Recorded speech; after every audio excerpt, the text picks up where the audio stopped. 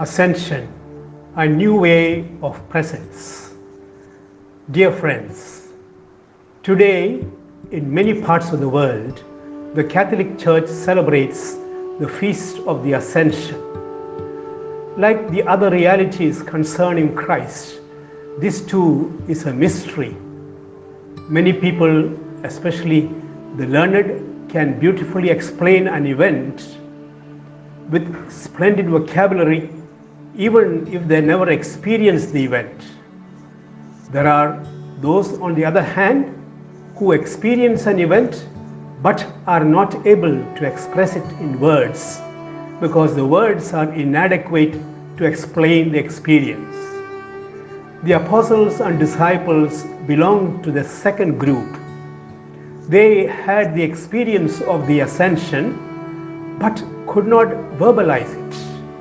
Hence, they expressed their experience through very symbolic expressions like being lifted up into the sky, the clouds covering Jesus, and the angels appearing, etc.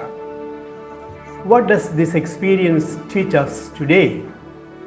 Jesus is no more present among us in a physical way, but He continues to be present among us. He promised, "I will be with you always." The cloud which covered Jesus during the ascension gives an explanation of this new presence. The cloud in the mentality of the Old Testament symbolized divinity.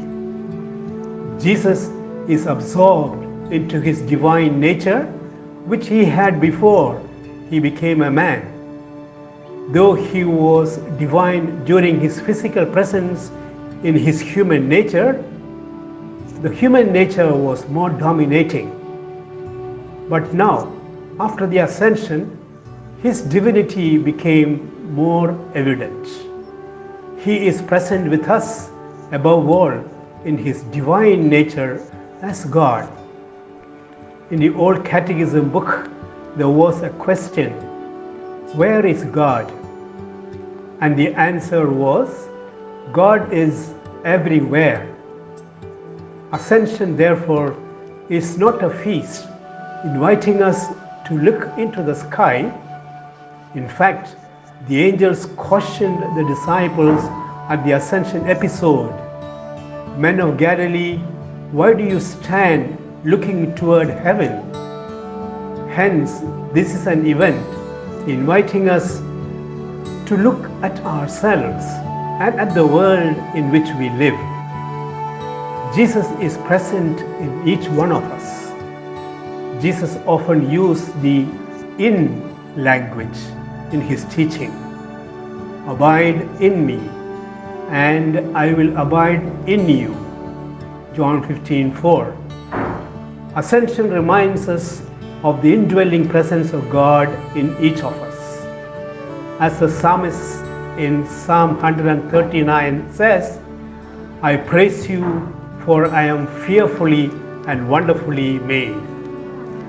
Jesus is present in the world in new ways.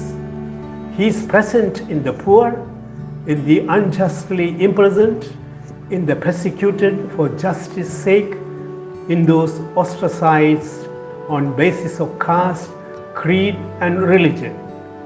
God is present in those working for the freedom of those who are suffering, in those who are supporting movements like pro-life and climate change.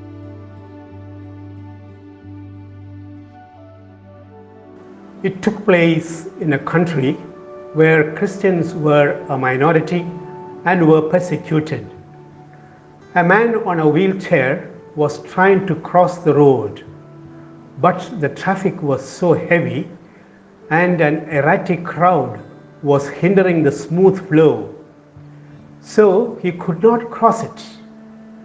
A man came up behind him and pushed his wheelchair gently across the road. On reaching the other end, the man on the wheelchair looked at his benefactor, and instead of thanking him, he exclaimed, You must be a follower of Jesus Christ, a Christian. May the Lord continue to be present in this world in similar ways. May God bless you.